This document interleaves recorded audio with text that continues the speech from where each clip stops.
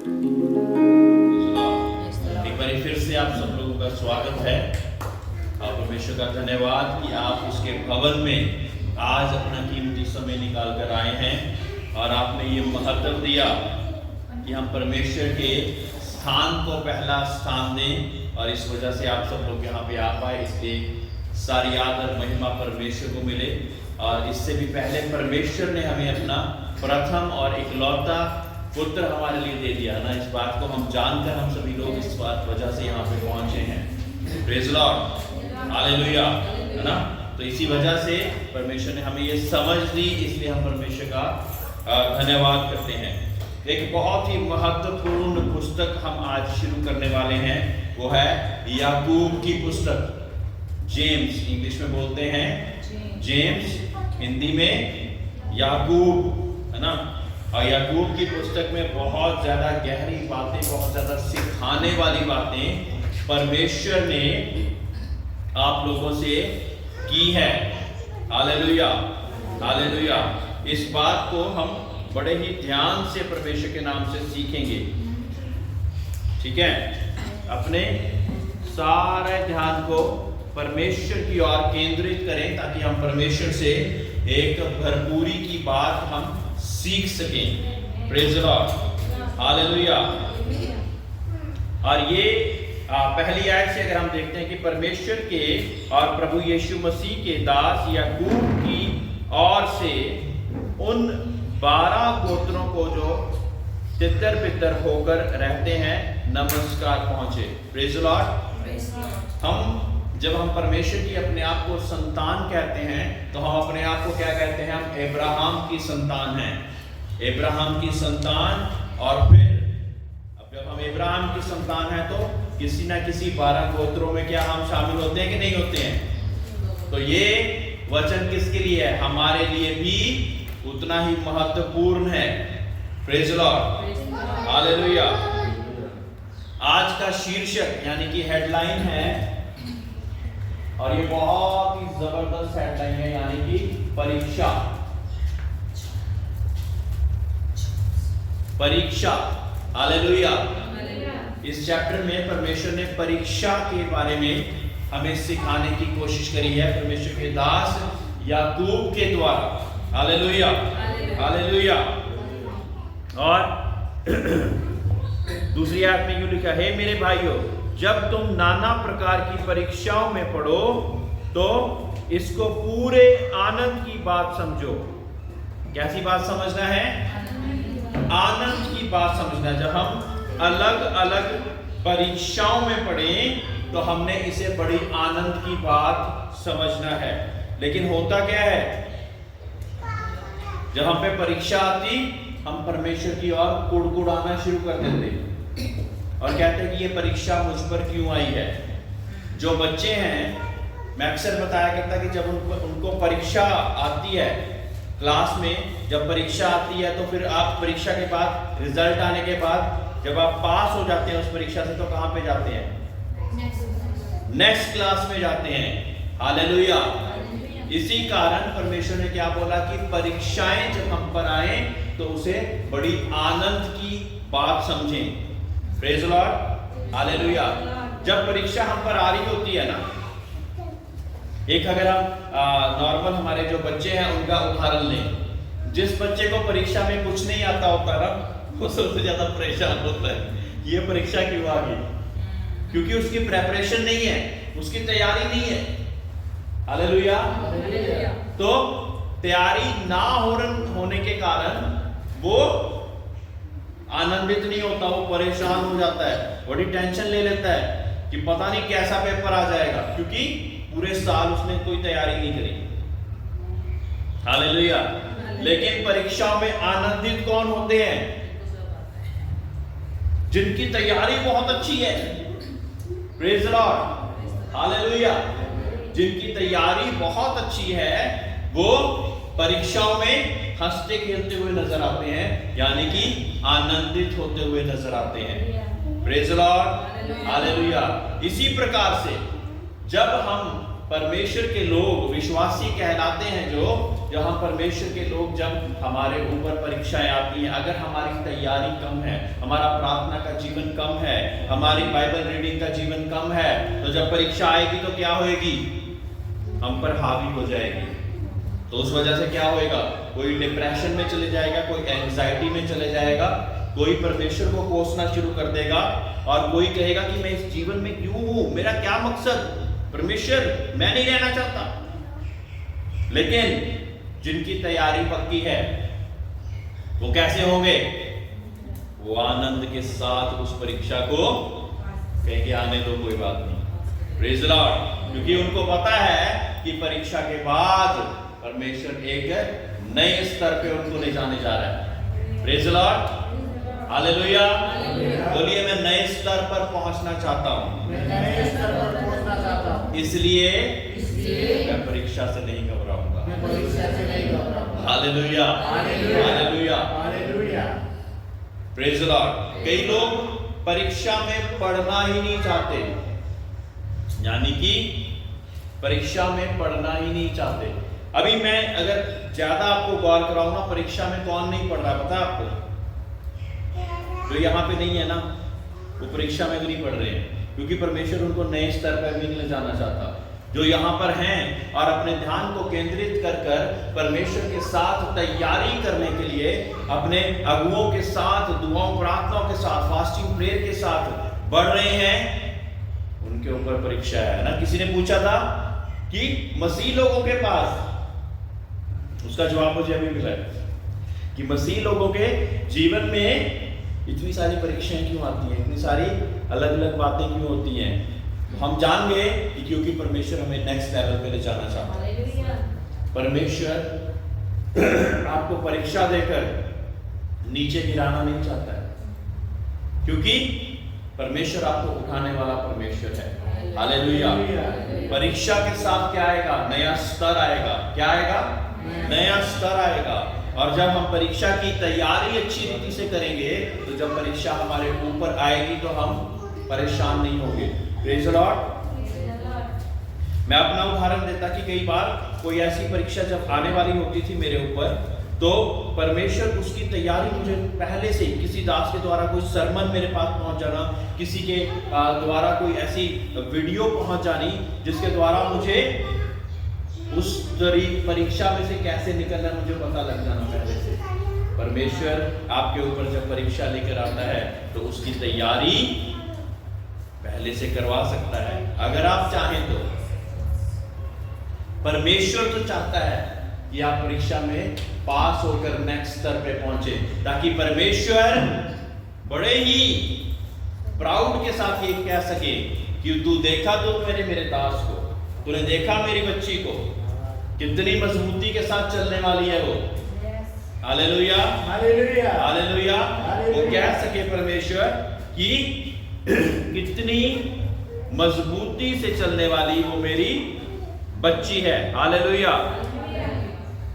तो पहली बात हमने सीखी, परीक्षा के बीच में आनंद। ठीक है, ठीक है।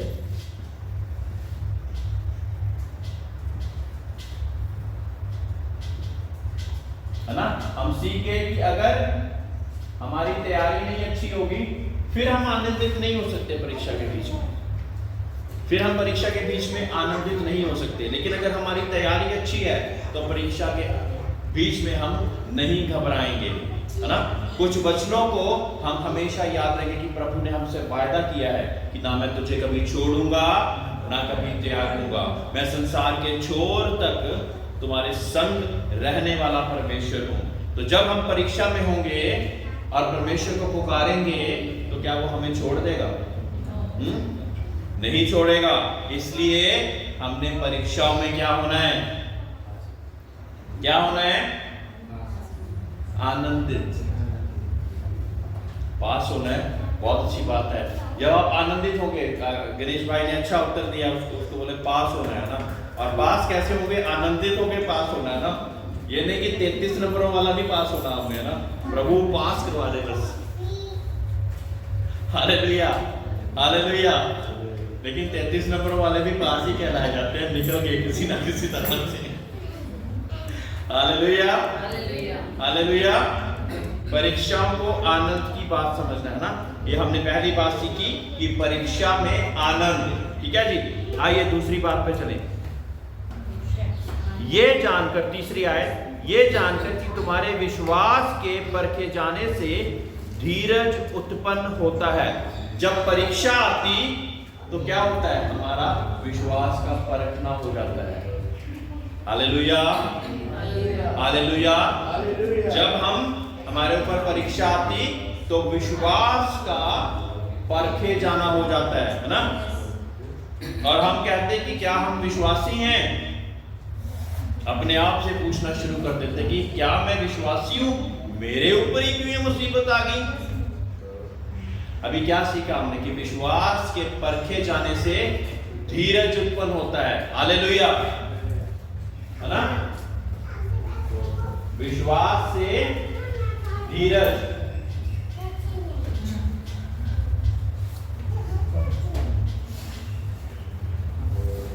विश्वास के परखे जाने से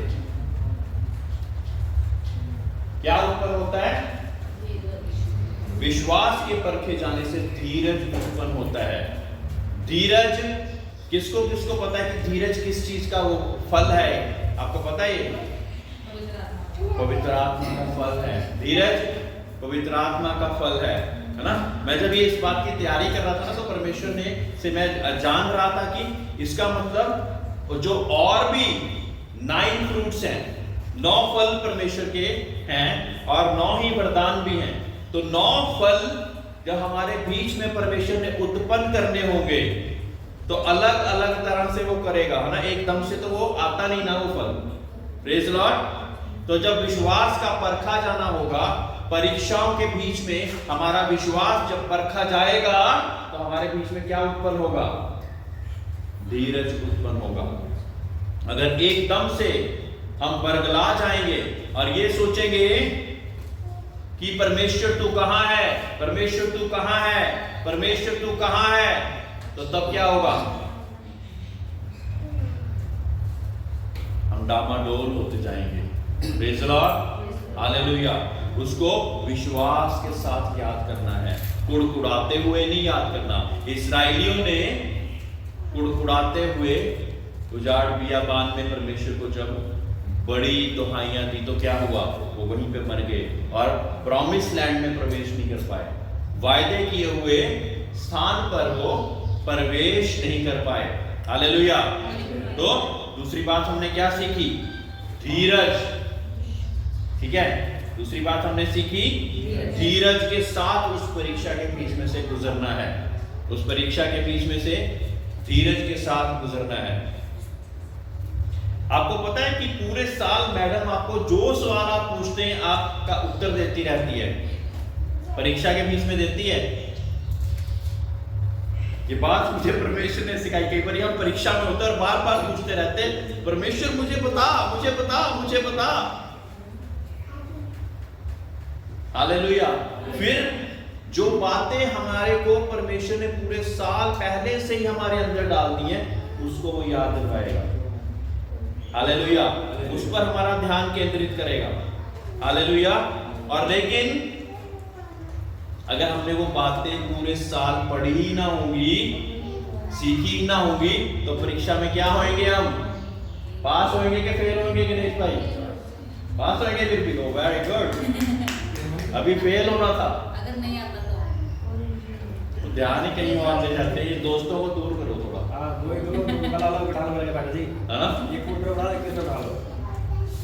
आ जाओ भाई, इधर आ जाओ। भैया जी, रमेश भैया जी, इधर कुर्सी लाए अपनी। आप इधर आ जाओ।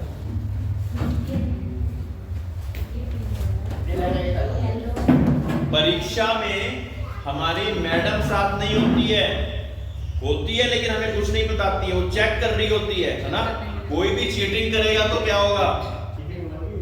उसका पेपर छीन लिया जाएगा। ठीक है।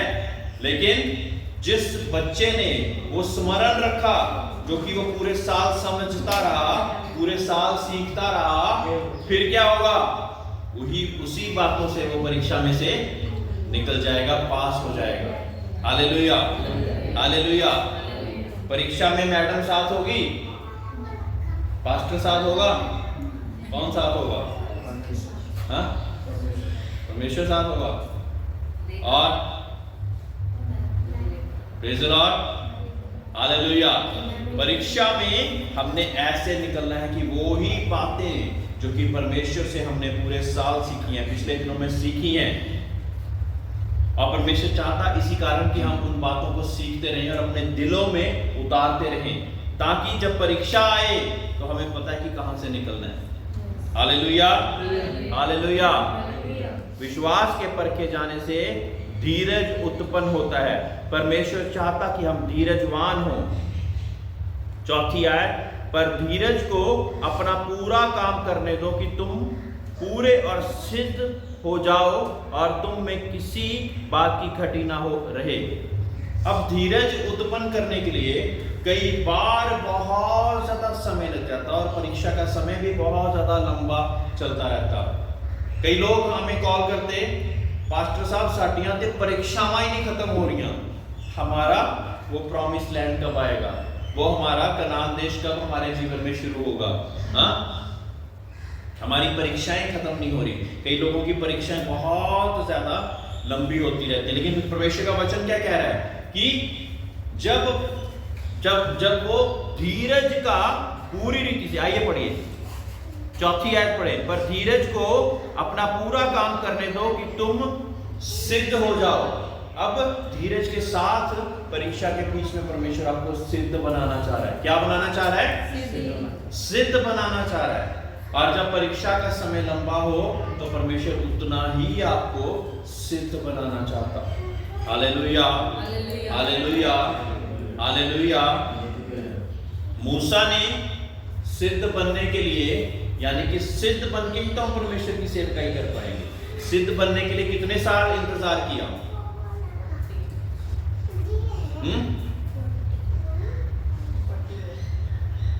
राजकीय देश से निकलकर कितने साल इंतजार किया? 40 साल, ताकि उसका विश्वास, उसका धीरज सिद्ध हो जाए। और उसके बाद परमेश्वर ने उसको क्या बोला कि वो पूरी पृथ्वी भर में सबसे ज्यादा नम्र व्यक्ति उसको बोला गया, है ना। राजा तो कमांड करने वाले होते हैं, लेकिन वो राजकीय उस सिंहासन से उठकर एक सिद्धताई की, जो कि परमेश्वर की सिद्धताई थी, उसके लिए उसको 40 साल तक परमेश्वर तैयारी करता रहा। और फिर परमेश्वर ने वो झाड़ी में से आवाज दी, है ना, जो कि आग तो वहां पे लगी हुई थी लेकिन झाड़ी जल नहीं रही थी। और फिर परमेश्वर ने अपने कार्य को बताया, कितने देर बाद? सिद्ध बनाने के लिए।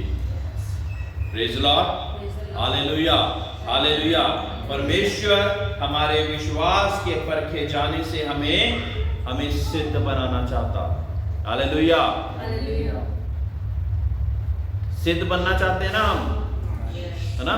हर एक तरह की घटी कमी निकालते हर एक तरह की घटी कमी निकालते परमेश्वर हमें सिद्ध बनाना चाहता। हालेलुया, है ना। अब देखें, परमेश्वर हमें सिद्ध बनाना चाहता है। धीरज के साथ हम सिद्ध बनेंगे।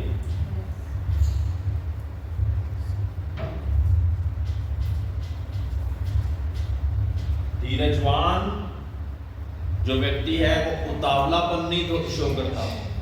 हम बहुत ज्यादा कई चीजों को पाने के लिए उतावले होते हैं। कैसे होते हैं? हाँ, उतावले होते हैं। और लेकिन जो धीरजवान है वो बहुत सारी चीजों को बड़े ही आराम से स्वीकार करता। पिछले दिनों में परमेश्वर फाइनेंशियल रिचेस के बारे में, सुलेमान क्या कहता है इस बारे में हमें सीखने का मौका दिया। और उसमें से एक बात यूं थी कि कुछ लोग एकदम से अमीर बनना चाहते। वो क्या चीजें अपनाते हैं? लॉटरी सिस्टम, कोई गेम्स आजकल ऑनलाइन चल रही है, बहुत सारी ऐसी चीजों को कर और बहुत ज्यादा उस वजह से क्या होता था, लॉस हो जाता, फिर ऐसे बैठे होते क्योंकि एकदम से अमीर बनना चाहते हैं। कई लोगों ने दुनिया में, हमारे जानकार भी हैं, उन्होंने कहीं पे पैसा इन्वेस्ट किया, हम डबल कर देंगे, हम ट्रिपल कर देंगे। एकदम से अमीर बनना चाहते हैं। धीरज नहीं है, एकदम से हम वहां पहुंचना चाहते हैं। उस वजह से क्या हो जाता, जहां पे पहले थे वहां पे भी नहीं रह पाते। कर्जदार। क्यों? क्योंकि हमने परमेश्वर की धीरजता नहीं सीखी। हालेलुया, है ना। एक एक स्टेप को अगर हम धीरज के साथ और परमेश्वर की बुद्धि के साथ लेंगे तो क्या होगा? उसमें सफल होते जाएंगे। Praise Lord. 5वीं आयत, पर यदि तुम में से किसी को बुद्धि की घटी हो तो परमेश्वर से मांगे जो बिना उलाहना दिए सबको उदारता से देता है। अभी सोचिए, ये सारी चीजें करने के लिए हमें बुद्धि की आवश्यकता है। परीक्षा में से निकलने के लिए बुद्धि की आवश्यकता है। कुछ काम को सही रीति से करने के लिए बुद्धि की आवश्यकता है। और अगर हम परमेश्वर के कार्य को भी सही रीति से करना चाहते तो हमें किस चीज की आवश्यकता है? बुद्धि की आवश्यकता है। Hallelujah, hallelujah. किस चीज की आवश्यकता है? बुद्धि की। और परमेश्वर क्या कहते हैं कि बुद्धि को, जिसको भी बुद्धि की कमी हो वो मुझसे मांगे। हालेलुया। मैं बिना उलाहना के देता, बिना उलाहना के, है ना, बिना उलाहना के। दुनिया के लोग होंगे तो क्या होंगे? उलाहना करेंगे कि मैंने कुछ दिया है, इस वजह से वो उलाहना करते रहेंगे। लेकिन परमेश्वर जो चीज आपको देता उसके लिए उलाहना नहीं करता। मैं आपको एक उदाहरण देता हूं कि जब कोई चीज किसी को सिखाता है ना, चाहे वो पेंट का काम हो, चाहे मोटरसाइकिल ठीक करने का काम हो, चाहे गाड़ी ठीक करने का काम हो, यानी कि अपनी बुद्धि को वो उसमें भर रहा है दूसरे व्यक्ति को, है ना। उस वजह से क्या पड़ता? बहुत सारी गालियां, है ना। कई बारी पेचकस पड़ते, कई बारी प्लग पन्ना मारता वो, कई बारी और बहुत सारी चीजें ऐसे कहता ताकि उसको वो चीज आ जाए। लेकिन परमेश्वर एक ऐसा परमेश्वर है जो कि बिना उलाहना के हमें, जब हम बुद्धि मांगते तो हमको वो बुद्धि देता। हालेलुया। बिना उलाहना के अगर बुद्धि चाहिए तो हमें किससे मांगनी होगी?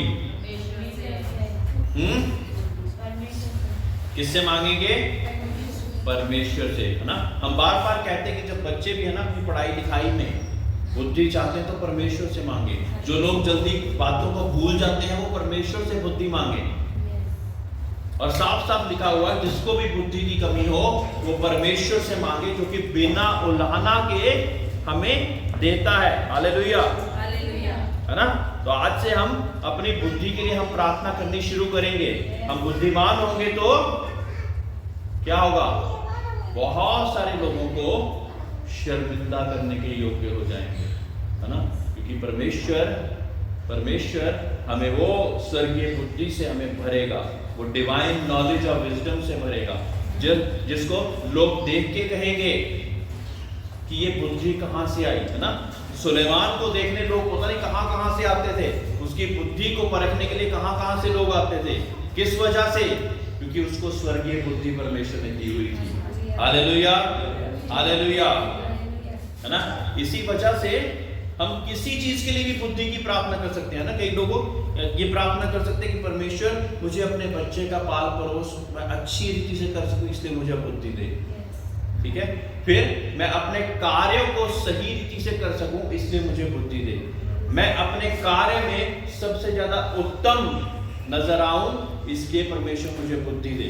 क्योंकि परमेश्वर के वचन में लिखा हुआ है ना, एक दिन हमने सीखा था कि परमेश्वर आपको पूंछ नहीं सिर बनाता है। तो सिर बनाने के लिए जिस बुद्धि का जरूरत है वो किससे मांगेंगे हम, है ना। नहीं मांगेंगे तो नहीं मिलेगी, मांगेंगे तो मिल जाएगी। Hallelujah, hallelujah.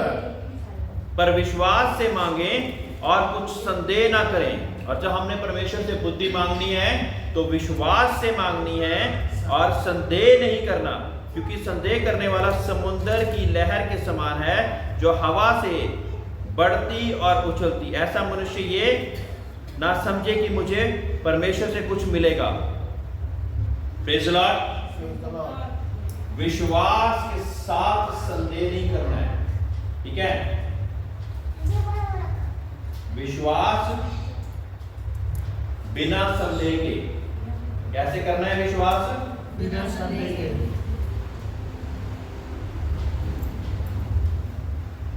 संदेह के कारण क्या होता है? परमेश्वर के वचन में लिखा कि वो कुछ भी एक्सपेक्ट ना करे। दोबारा पढ़े 6ठी आयत में, देखिए क्या लिखा है। पर विश्वास से मांगे और कुछ संदेह ना करें, क्योंकि संदेह करने वाला समुद्र की लहर के समान है, जो हवा से बहती और उछलती है। ऐसा मनुष्य ये ना समझे कि मुझे प्रभु से कुछ मिलेगा। वह व्यक्ति दुचित्ता है और अपनी सारी बातों में चंचल है। वह व्यक्ति कैसा है? दुचित्ता है, यानी कि उसका मन इधर भी है और उधर भी है। परमेश्वर करते तब भी ठीक है, नहीं तो हम तो अपना जोर लगाया ही हुआ है। दुचित्ता मन, संदेह करने वाले मनों में परमेश्वर कार्य नहीं करता। साफ साफ लिखा हुआ है। अगर हम दुचित्ते हैं और संदेह में हैं, तो परमेश्वर के बड़े कार्य को अपने जीवन में देख पाएंगे क्या? नहीं। हालेलुया। हमें एक मन होगा ताकि परमेश्वर हमारे जीवन में वो बड़ा कार्य कर सके। संदेह हमारे सारे विश्वास को तोड़ डालेगा और हमारे जीवन में परमेश्वर का कार्य नहीं होगा। और जब कार्य नहीं होगा तो हो सकता है कि बहुत सारे लोग कुड़कुड़ाना भी शुरू कर दें, लेकिन ये नहीं पता कि संदेह तो मैंने खुद ही किया था। हालेलुया। हम भरोसा नहीं करते इसलिए पाते नहीं, हम विश्वास नहीं करते इसलिए पाते नहीं, हम संदेह के बीच में चलते रहते, इसलिए हमारे जीवन में परमेश्वर का बड़ा कार्य हम नहीं देख पाते। जब संदेह को हटा देंगे, जो संदेह है ना वो कौन डालता है? हाँ, दुष्ट डालता है। संदेह परमेश्वर डालता क्या? परमेश्वर तो आपके जीवनों में इन वचनों के द्वारा विश्वास डालना चाहता, तो संदेह किसकी ओर से है ना? वो परमेश्वर के वचनों पर भी कई लोग संदेह करके बैठे हुए, अपनी चंगाई के लिए संदेह करके बैठे हुए। परमेश्वर मेरे जीवन में क्या कुछ करेगा कि नहीं, ऐसा कुछ संदेह करके बैठे हुए। जिस परमेश्वर ने सूरज, आसमान और तारों को बनाया, क्या वो परमेश्वर हमारी परिस्थिति को नहीं बदल सकता? Praise the Lord. वो हमारी परिस्थिति को बिल्कुल बदल सकता है। Hallelujah, hallelujah. बोलिए, परमेश्वर मेरी परिस्थिति को बदल सकता है। मेरी परिस्थिति को परमेश्वर बदल सकता है। 9वीं आयत में जाएं हम। दीन भाई अपने ऊंचे पद पर घमंड करे और धनवान अपनी नीची दशा पर, क्योंकि वह घास के फूल की तरह जाता रहेगा। क्योंकि सूर्य उदय होते ही कड़ी धूप पड़ती है और घास को सुखा देती है और उसका फूल झड़ जाता है और उसकी शोभा जाती रहती है। इसी प्रकार धनवान भी अपने मार्ग पर चलते चलते धूल में मिल जाता है। हालेलुया। यहाँ पे परमेश्वर ने बताया एक दीन व्यक्ति के लिए, है ना? और दीन व्यक्ति को क्या बोला कि अपने ऊंचे पद पर वो क्या करे? घमंड करे। ये कौन सा वाला ऊंचा पद है ना? मैं और अन्ना में हम इस बात में डिस्कस कर रहे थे कि परमेश्वर घमंड करने के लिए कह रहा है, ये कैसे हो सकता है? पर आप अगर इसकी गहराई में जाएंगे और इसकी आगे की आयतों को पढ़ेंगे तो परमेश्वर ये उस घमंड की बात करता है जो कि आपको परमेश्वर की वजह से जो दीनता मिली है। Hallelujah, hallelujah. और धनवान व्यक्ति भी घमंड करे, है ना?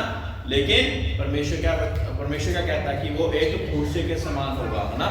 आज है तो कल नहीं, है ना? उसके फूल, है ना, सूर्य उदय होने के साथ ही वो सूख जाएगा और एकदम से उसकी सारी चीजें, उनकी शोभा, है ना, शोभा चली जाएगी और फूल झड़ जाएंगे। हालेलुया। क्या चली जाएगी? शोभा चली जाएगी और फूल झड़ जाएंगे। हाँ, तो हम जिनको देखते कि ये बहुत बढ़ चढ़ रहे हैं और हम सोचते कि ये तो कितने बुरे काम करते हैं, फिर भी ये बढ़ते जा रहे हैं, तो परमेश्वर क्या कहता है कि इनकी शोभा तो कुछ दिनों की है, फूल के समान, घास के समान, एकदम से ये झड़ जाएंगे। और तब जब झड़ जाएंगे तो क्या होगा? क्या होगा? नजर भी नहीं आएंगे। Hallelujah, hallelujah. हालेलुया। धूल में मिल जाएंगे ना। 11वीं की लास्ट उसमें लिखा है, इसी प्रकार धनवान भी अपने मार्ग पर चलते चलते धूल में मिल जाएगा। 12वीं आयत पे जाएंगे। धन्य है वह मनुष्य जो परीक्षा में स्थिर रहता है। हालेलुया। बोलिए मैं परीक्षा में स्थिर रहूंगा। जोर से बोले। परीक्षा में कैसे रहना है? परीक्षा में स्थिर रहना है। रह पाएंगे ना? बोलिए हाँ प्रभु के साथ। परीक्षा में स्थिर रहने के लिए परमेश्वर हमसे चाहता है ना? और फिर क्या होगा? क्योंकि वह खरा निकलकर जीवन का वह मुकुट पाएगा जिसकी प्रतिज्ञा प्रभु ने अपने प्रेम करने वालों से की है। परमेश्वर हमें जीवन का मुकुट देना चाहता है। हालेलुया। उसके बीच में जब हमारे बीच के ऊपर नाना प्रकार की परीक्षाएं आए तो हमने आनंदित रहना है ना? क्योंकि हमारे को वो मुकुट दिख रहा है। कौन सा मुकुट? जीवन का मुकुट। कौन सा मुकुट? जीवन का मुकुट की ओर ध्यान लगाते हुए हमने आगे बढ़ते जाना है। हालेलुया। 13वीं आयत।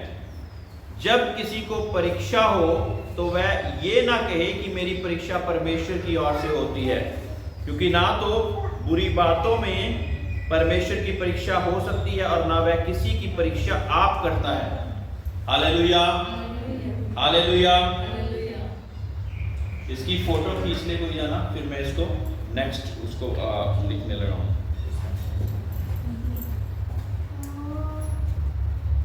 किसी के पास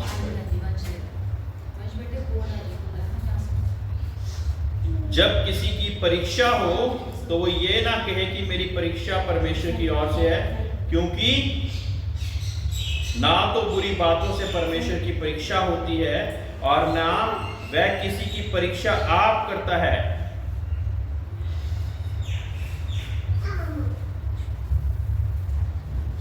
प्रेज़ द लॉर्ड। अब हम ये जानने जा रहे हैं कि ये परीक्षा के बारे में हम सीख रहे हैं। ये परीक्षा आती कहां से है? जो हमारे जीवनों में परीक्षाएं आती हैं तो वो परीक्षाएं आती कहां से हैं? 14वीं आयत कोई बड़े जोर से पढ़ दे, हिंदी में पढ़ दे। 14वीं आयत। परंतु प्रत्येक व्यक्ति अपनी ही अभिलाषा से खींचकर और फंसकर परीक्षा में पड़ता है। परीक्षा कहां से पड़ती है? अपनी ही अभिलाषा की वजह से हमारे ऊपर परीक्षा आ जाती है। यानी कि हमारे अंदर कोई ऐसी अभिलाषा जो कि परमेश्वर को नहीं पसंद, उसके लिए दुष्ट आपके विचारों से खेलेगा। हालेलुया। हालेलुया। और उन विचारों को और बड़ा कर देगा, और जब और बड़ा कर देगा तो आप उस परीक्षा में पड़ जाएंगे। शारीरिक अभिलाषाओं से परमेश्वर क्या चाहता है? हम परे होते जाएं। एक एक करके अपनी शारीरिक अभिलाषाओं को मिटाने के लिए परमेश्वर कहता है ना? ये जो पंडित महात्मा जो हिमालय पे चढ़ के बैठे हुए ना, एक टांग पे जो बैठा हुआ योग को बैठा हुआ कि परमेश्वर की आवाज सुन ले, ये क्या कर रहे हैं? अपनी सारी शारीरिक अभिलाषाओं को जीरो कर रहे हैं। अपनी शारीरिक अभिलाषाओं को जीरो कर रहे हैं ताकि परमेश्वर की आवाज को, परमेश्वर को और गहराई के साथ पहचान सके, है ना? मुक्ति को कई कहते हैं हम मुक्ति प्राप्त करने के लिए यहाँ पे बैठे हुए हैं, है ना? कई लोगों को पता भी नहीं है कि मुक्ति प्राप्त कैसे की जा सकती है। मुक्ति प्राप्त कैसे की जा सकती है? आप लोगों को तो पता है कैसे? हाँ, हालेलुया। जोर से बोले। कैसे? यीशु नाम से। किस किस को नींद आ रही है? हाथ खड़े कीजिए।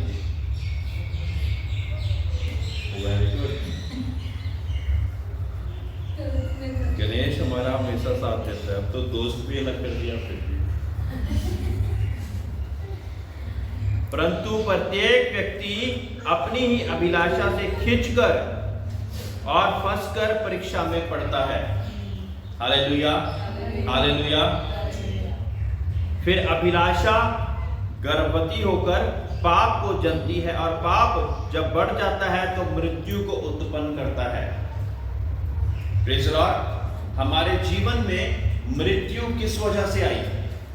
आपको मैं बागे अदन में लेके जाता हूं, है ना। पिछले दिनों में हम डिस्कस कर रहे थे कि परमेश्वर ने सारे फलों का फल खाने के लिए आदम और हवा को हाँ कही थी, लेकिन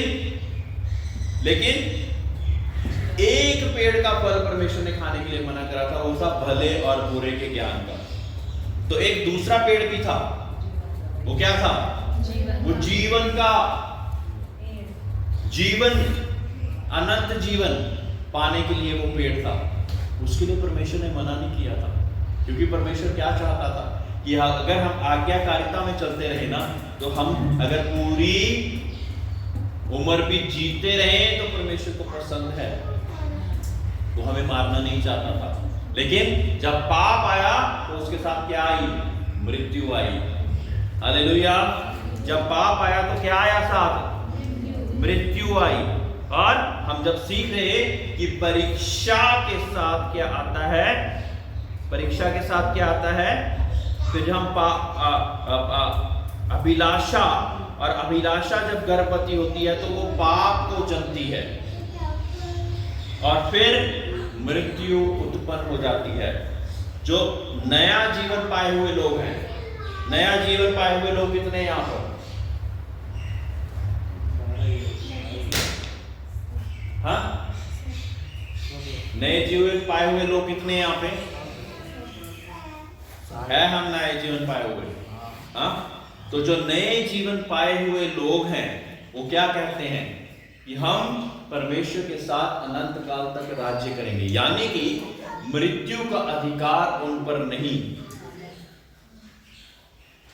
फिर जो परमेश्वर में होकर मरते हैं, परमेश्वर उनको क्या कहता है? सोवे हैं ये, और उनकी ये शारीरिक मृत्यु होती है, आत्मा की मृत्यु नहीं होती है। Hallelujah, hallelujah. जिस दिन तुम इस फल को खाओगे तुम मर जाओगे। जिस दिन तुम इस फल को खाओगे तुम मर जाओगे। ऐसा कहकर पहला पाप जब हुआ तो उनकी आत्मिक मृत्यु हो गई। लेकिन आत्मिक मृत्यु को दोबारा जिलाने के लिए परमेश्वर ने एक रास्ता हमको दे दिया, वो था प्रभु यीशु मसीह, जिस पर विश्वास करने के साथ हमारे जीवन में दोबारा हमारी आत्मा जाग गई, है ना। दोबारा वो आत्मा हमारी जाग गई और परमेश्वर के साथ अनंत काल तक राज करने के लिए रेडी होगी। तो पाप से आएगी मृत्यु, प्रभु यीशु मसीह के साथ आएगा अनंत जीवन। Hallelujah, hallelujah.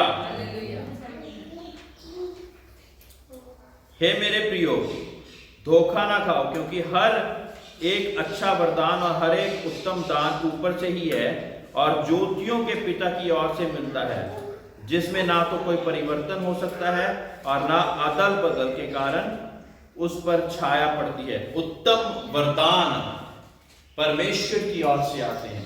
सभी उत्तम वरदान परमेश्वर की ओर से आते हैं, है ना। उसने अपनी इच्छा से हमें सत्य के वचन के द्वारा उत्पन्न किया, ताकि हम उसकी सृष्टि की हुई वस्तुओं में से एक प्रकार के प्रथम फल हों। हे मेरे भाइयों,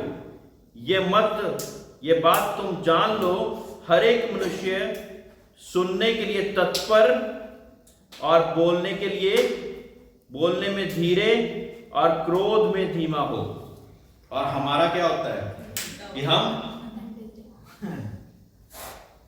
पंजाब में क्या कहा जाता है, असी तो पहला थप्पड़ मारी ना गल फिर करी है। पंजाब में ये लोग कहते हैं कि पहले हम थप्पड़ मारते हैं फिर पूछते हैं कि हुआ क्या है। और परमेश्वर का वचन क्या कह रहा है कि पहले बोलने में कैसे हो रहा है, हमने बहुत ज्यादा तेज, ऐसा लिखा है। सुनने के लिए तत्पर, सुनने के लिए तत्पर। हमारे पास कान कितने हैं बेटा? कान कितने हैं मनुष्य? और मुंह? तो अगर सुनना मतलब बोलने से डबल होना चाहिए ना, जितना हम बोल रहे हैं उससे ज्यादा सुनना चाहिए, इसलिए 2 कान दिए हैं। एक कान से क्या हमारा काम पूरा नहीं होना था क्या? परमेश्वर चाहता है हम ज्यादा सुने और बोले कम। बोलने में धीरे लिखा है ना, बोलने में धीरे, और होता हमेशा उल्टा ही है। हम बोलने में तो फटाफट से तेज होते हैं, सुनना हम नहीं चाहते, और सुन लेते अगर तो हमारा जीवन बदल जाता है। Praise Lord. तो जो बहुत ज्यादा बोलने वाले व्यक्ति है ना, परमेश्वर के नीति वचन में लिखा हुआ है कि उनसे दूर रहिए थोड़ा, क्योंकि उनके साथ आप भी बहुत ज्यादा बोलने वाले हो जाएंगे, और जहां बहुत सारी बातें होती वहां पे पाप ना हो ऐसा नहीं हो सकता। Praise Lord. कुछ ना कुछ बोलने के द्वारा कोई ना कोई पाप हो जाएगा। और क्रोध में कैसे लिखा है, क्या लिखा है? क्रोध में धीमा हो, क्रोध करने में धीमा हो। कई लोगों को एकदम से गुस्सा उनके नाक पे हमेशा चढ़ा ही रहता है, और परमेश्वर क्या चाहता है कि क्रोध में हमने धीमे होना है, क्रोध में हमने धीमे होना है। इसकी अगली आयत बहुत ज्यादा जबरदस्त है। आप नेपाली में पढ़े रमेश भाई, हम हन्ना मैम हिंदी में पढ़ेंगे। 20 है ना, किनकि मानिसको रिसले परमेश्वरको धार्मिकतालाई ल्याउँदैन। हाँ जी, हिंदी में। क्योंकि मनुष्य का क्रोध परमेश्वर के धर्म का निर्वाह नहीं कर सकता। मनुष्य का क्रोध परमेश्वर के धर्म का निर्वाह नहीं कर सकता। क्रोध धर्म का निर्वाह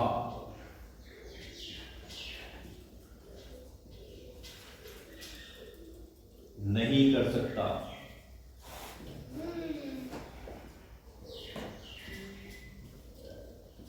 आपको पता है, अभी थोड़ी देर पहले हम अभिलाषा के बारे में बात कर रहे थे, और अभिलाषा के बारे में जब बात कर रहे थे तो ये बात कर रहे थे कि हमारे अंदर से ही कुछ ऐसी चीजें निकलती हैं जिस वजह से हम पाप को उत्पन्न कर देते हैं और परीक्षा में पड़ जाते हैं, फिर पाप उत्पन्न हो जाता है। Praise Lord. इसमें से एक क्रोध भी है ना, उसका नेचर बचपन से क्रोध वाला रहा। कभी भी माँ बाप ने टोका नहीं, धीमे धीमे धीमे ऐसा नहीं बोला, और एकदम से क्रोध वाला। कोई भी चीज मुंह से अभी निकली नहीं, माँ बाप ने एकदम से दिलवा दी, और जब बड़े होएंगे ना, जब कोई चीज नहीं मिलेगी तो उतावले हो जाएंगे, परेशान हो जाएंगे। इसलिए बच्चों को हमने थोड़ा सा धीमे से भी सिखाना है। हम कर सकते हैं, कई लोग तो कर नहीं सकते, कुछ लोग कर भी सकते हैं, लेकिन हमने बच्चों को अपने धीरज के साथ उन चीजों को प्राप्त करना सिखाना है। Praise Lord. Hallelujah, hallelujah. ऐसा नहीं कि पहले दिन ही जिम ज्वाइन करा और हम अपने कोच से पूछ रहे हैं मेरे 22 इंच के डोले कब हो जाएंगे। वो कहेगा भाई जितनी मेहनत करोगे, साल करोगे तो यहां तक पहुंचोगे, 2 साल करोगे, डाइट प्लान हर एक चीज को फॉलो करोगे, फिर वहां तक पहुंच पाओगे। Hallelujah, hallelujah. शारीरिक अभिलाषाओं के बीच में से व्यभिचार, निंदा, क्रोध और ऐसी बहुत सारी चीजें इत्यादि आती हैं। ये हमारे जीवन में पहले से एक छोटे से रूप में बसी हुई हैं, लेकिन जब हम इस बात को दुष्ट के साथ मिलकर बढ़ा देते हैं और फिर अपने कार्य में, पहले मुंह से निकालते हैं और फिर कार्य में भी लेके आ जाते हैं, तो क्या हो जाता है? फिर पाप हो जाता है, पाप उत्पन्न हो जाता है। Praise the Lord. अब किसी को, परमेश्वर के व्यक्ति को अगर क्रोध दिलाया जाए और वो फिर भी शांत रहे, टेस्टिंग तो वही है ना, परीक्षा तो वही है कि जब क्रोध दिलाया जाए तब हम कैसा बिहेव करते, तब हमारा निर्णय कैसे होता, तब हमारा बोलने का ढंग कैसा होता। क्या क्रोध दिलाने पर हमें क्रोध एकदम से आ जाता है? क्या क्रोध को हम रोक लेते हैं? Hallelujah, hallelujah. कुछ मेरे भाई बहन हैं जो कि प्रचार के बाद यूं कहना शुरू कर देते कि पास्टर साहब इस हफ्ते मुझे गुस्सा बहुत आया, लेकिन मैंने अपने मुंह से कोई भी बात निकालने नहीं दी। Hallelujah, hallelujah, hallelujah. ये बहुत अच्छी बातें हैं कि हमने अपनी ज्ञान इंद्रियों पर काबू पाने की कोशिश की है। परमेश्वर आपकी मदद और सहायता करेगा। अपनी शारीरिक अभिलाषाओं को परमेश्वर की आत्मा के अधीन करने की कोशिश की है, परमेश्वर आपका साथ देगा। Hallelujah, hallelujah, hallelujah. और अगर ये कहेंगे बाइबल पढ़िए साइड में, अब मैं बताता हूं मैं कौन हूं, और दुष्ट फटाफट से आपका सहयोग देने आएगा, बेटा हाथ उठा, थप्पड़ मार, थप्पड़ मार। ऐसा होता है, ऐसा होता है, और आप वो कर देंगे और बात हो जाएगी। बुराई कर अपने मुंह से, वो बोलेगा। जब तक आपने उसको अंदर ही पकड़ के रखा हुआ है, आप परीक्षा में सफल हो जाएंगे। और उसको बोलेंगे नहीं, किसी की निंदा कर। दुष्ट आपके विचारों में लेके आएगा, इसकी निंदा कर, इसने ये तेरे साथ करा है, ये पीठ पीछे तेरे लिए बहुत बुरी बुरी बातें बोलता है, इसकी निंदा कर, तू भी निंदा कर, इसकी तू भी कर। और हो सकता है कि आपको कहीं छुपके से दिखा भी देगी आपकी निंदा कर रहा है, आपकी बुराई कर रहा है, और फिर कहेंगे इस व्यक्ति को मेरे सामने आने दे, मैं बताता हूं मैं कौन हूं। अगर ऐसा कर दिया तो आप दुनिया में तो शायद सोचेंगे मैं जीत गया, लेकिन परमेश्वर के राज में आप हार रहे हैं। Hallelujah, hallelujah. कहां पे जीतना है हमने? कहां पे जीतना है हमने? परमेश्वर के राज्य में। बोलिए, परमेश्वर के राज्य में। हारना कहां पे है? अपने क्रोध को हराना है, अपने शारीरिक अभिलाषाओं को हराना है यीशु के नाम से। हालेलुया। पौलुस प्रेरित क्या कहता कि मैं अपने देह को मारता और कूटता हूं ताकि परमेश्वर के लिए मैं अपनी आत्मा को बलवंत कर सकूं। हालेलुया। देह को मारना कूटना ये नहीं कि वो डंडे मारता होगा, ऐसे ही कोई वो विचार एकदम से उठा, उसको एकदम से शांत कर दिया। शारीरिक कोई अभिलाषा उठी, एकदम से शांत कर दिया उसको। किसी के लिए बुराई करने के लिए, किसी को पीटने के लिए, किसी की निंदा करने के लिए, कहीं पे चोरी करने के लिए, कहीं पे कोई ऐसी बात धोखा देने के लिए, उसको एकदम से जब हम शांत कर देते हैं तो हम क्या करते हैं? हम परमेश्वर के लिए जीतते जाते हैं। Hallelujah, hallelujah. कौन सी आयत पे थे हम? अब 21 में है। 20 हो गई है, 21 में है हम। इसलिए सारी मलिनता और बैर भाव की बढ़ती को दूर करके उस वचन को नम्रता से ग्रहण कर लो जो हृदय में बोया गया है और जो तुम्हारे प्राणों का उद्धार कर सकता है।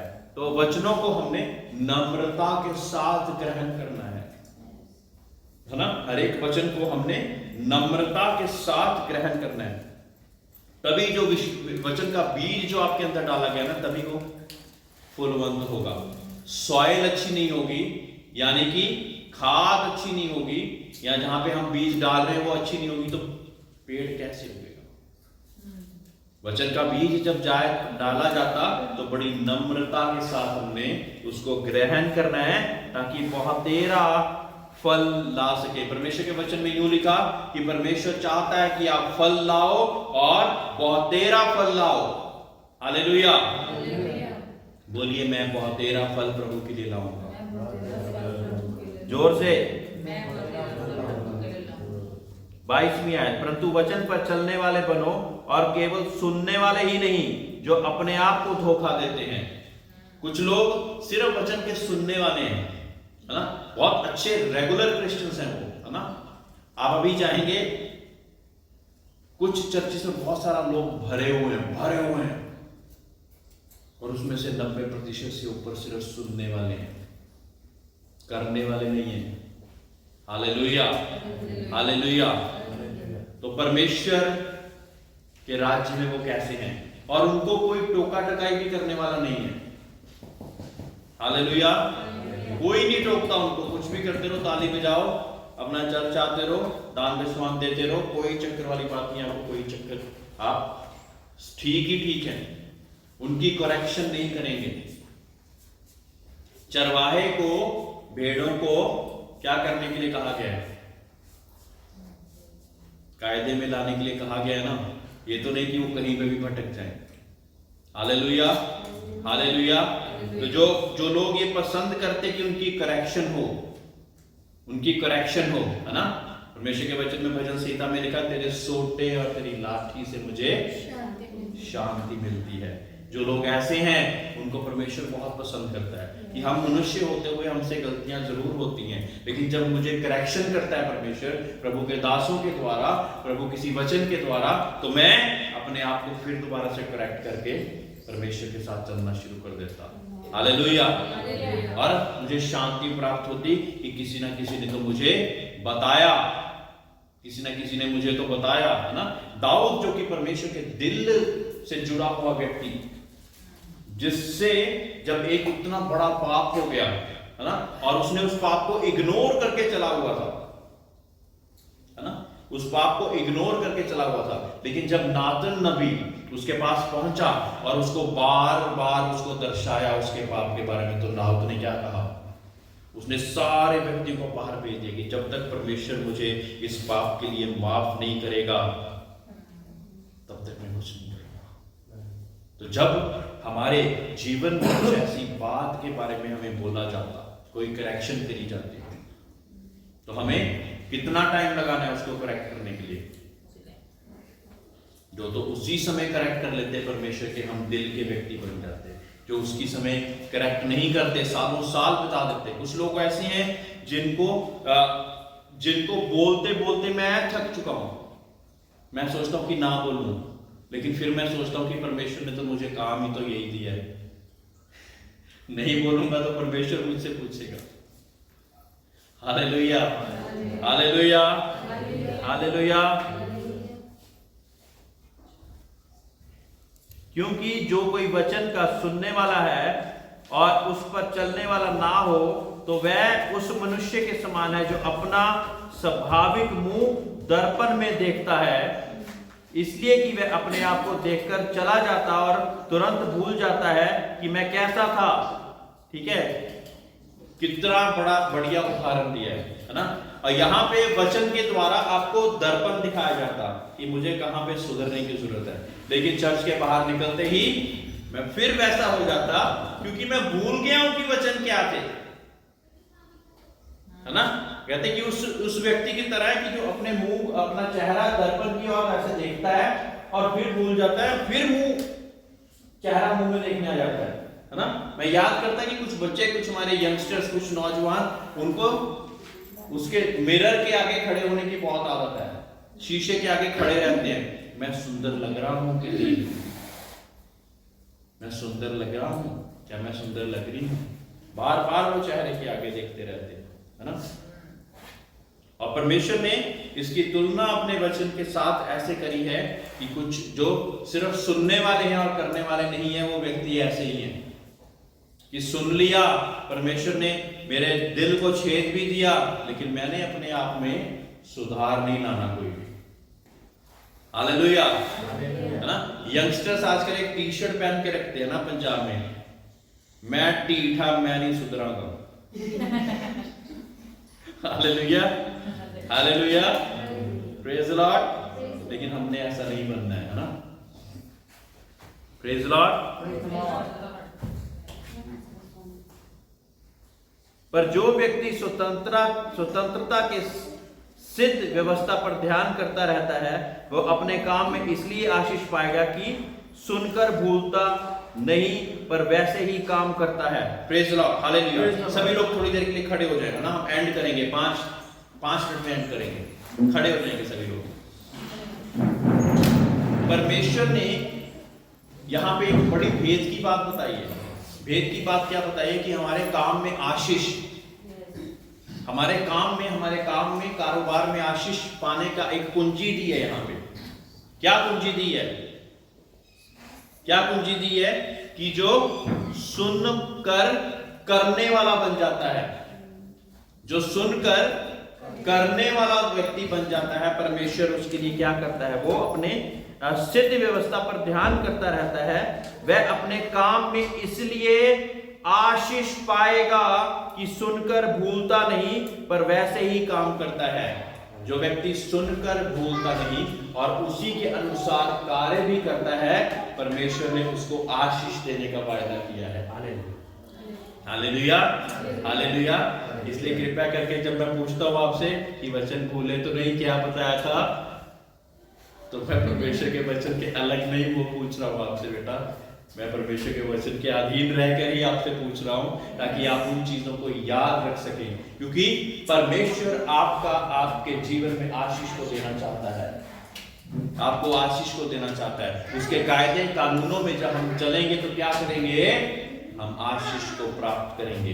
प्रेज़ द लॉर्ड, है ना। बुद्धि के साथ हम उसके कायदे कानूनों के साथ चलेंगे तो हम आशीष को प्राप्त करेंगे। यदि कोई अपने आप को भक्त समझे और अपनी जीभ पर लगाम ना दे, हालेलुया, है ना, ऐसे ठीक है। अगर हम अपने आप को धर्मी समझें और अपनी जीभ पर लगाम ना दे पाए, है ना। कुछ लोग धर्मी तो हैं, कहते हैं, लेकिन अपनी जीभ पर लगाम नहीं दे पाते। कितने लोग हमारे में से जीभ पर लगाम दे पाते हैं? ये बहुत ही ज्यादा कठिन बात है, मैं पहले ही बता देता हूं। अगर हम परमेश्वर की नजर में धर्मी कहलाए जाना चाहते हैं, परमेश्वर कहता है कि धर्मी लोग स्वर्ग में प्रवेश करेंगे, धर्मी जन स्वतंत्रता का, जीवन का मुकुट प्राप्त करेंगे, तो हमें क्या करना पड़ेगा, अपनी जीभ पर लगाम देना होगा। तो जीभ पर हम कौन कौन सी बातें बोल सकते हैं? क्या कोई बुरा कर रहा तो उसको बार बार बोलना जरूरी है? परमेश्वर ने जिनको वो कार्य दिया है करेक्शन के लिए वो बोल सकता, यानी कि जो चरवाहे हैं। लेकिन बाकी लोग अगर बार बार बोलते रहें और ये ना सोचें कि मेरे बीच में भी कोई गलती है ना। परमेश्वर का वचन क्या कहता कि जब मैं दूसरे पर दोष लगाता और ये नहीं देखता कि मेरे उसके दूसरे की आंख का मैं कनका निकालना चाहता, लेकिन ये नहीं जानता कि मेरे तो आंख में खुद लट घुसा हुआ। हालेलुया, हालेलुया, है ना। पहले अपने आप को देखना, तोल मोल के बोल, प्रेज़ द लॉर्ड, तोल मोल के बोलना है। तो यदि कोई अपने आप को भक्त समझे और अपनी जीभ पर लगाम ना दे पर अपने हृदय को धोखा दे, तो उसकी भक्ति व्यर्थ है। भक्ति क्या है? व्यर्थ है ना। हम बोले जाए हम भक्त हैं, हम भक्त हैं, हम भक्त हैं, हम तो परमेश्वर के चर्च जाते हैं, ये करते हैं, वो करते हैं, और जीभ पर लगाम ही नहीं दे सकते अगर, है ना, तो हम क्या है, हमारी भक्ति व्यर्थ है। सीधा लिखा हुआ है परमेश्वर के दास ने। ये जो याकूब है ना, इसने बहुत सारी बातें बिल्कुल सीधी सीधी लिख दी हैं, ठा करके अटैक करने वाली, लेकिन ठा करके अटैक करे और हमारा जीवन बदल जाए तो मजा ही आ जाए। Hallelujah, hallelujah. हमारे परमेश्वर और पिता के निकट शुद्ध और निर्मल भक्ति ये है कि अनाथों और विधवाओं के कलेश में उनकी सुधि लें और अपने आप को संसार से निष्कलंक रखें। संसार से हमने अपने आप को निष्कलंक रखना है। विधवाओं का और जो अनाथ है उनकी हमने सुधि लेनी है, और फिर हम परमेश्वर के जन कहलाएंगे। Praise the Lord, hallelujah, hallelujah, hallelujah. फटाफट से एक बारी हम सारी चीजों को देखेंगे कि जो कि हमने परमेश्वर से सीखी। परीक्षा, नाना प्रकार की परीक्षाओं में परमेश्वर कहता कि ना पढ़ो, ठीक है, और आनंद की बात समझो। अगर तुम्हें परीक्षा आती तो इसको आनंद की बात समझो। हमने सीखा कि परीक्षा के द्वारा हम नेक्स्ट स्तर पर पहुंचते हैं और धीरज उत्पन्न होता है, और धीरज सिद्ध होने तक हमने धीरज रखे रखना है। धीरज आत्मा का फल है, ये हमने सीखा। Praise the Lord, hallelujah. फिर हमारे अंदर ये सवाल उठा कि परीक्षा आती ही क्यों है? क्योंकि उससे तो हम गिर सकते हैं। फिर हमें पता लगा कि परीक्षा किसी और की वजह से नहीं, हमारे अंदर की अभिलाषाएं, जो कि बड़ी हो जाती वो फिर पाप को उत्पन्न कर देती। इसलिए परमेश्वर कहते कि अपनी शारीरिक अभिलाषाओं को शांत करो। हमने सीखा कि क्रोध, ईर्ष्या, व्यभिचार, निंदा, ये सारी चीजों को परमेश्वर चाहता कि हम शांत करें, इन अभिलाषाओं को हम शांत करें, ताकि परमेश्वर की नजर में हम सिद्ध कहलाएं। परमेश्वर हमें सिद्ध बनाना चाहता, परमेश्वर हमें अच्छा बनाना चाहता है ना। फिर हमने सीखा जीभ के बारे में कि हमने जीभ को कंट्रोल करना है, अपनी जीभ को कंट्रोल करना है। अगर हम अपने आप को भक्त कहते रहें और हम अपनी जीभ को ना कंट्रोल करें तो क्या होगा? हमारी भक्ति व्यर्थ है। Praise the Lord. लास्ट आयत में हमने सीखा कि हमने विधवाओं की और बेसहारों की, अनाथों की मदद और सहायता करनी है, उनकी सहायता सुधी रहनी है। Praise the Lord. Hallelujah, hallelujah. आइए अपनी आंखों को बंद करें, सर को झुकाएं।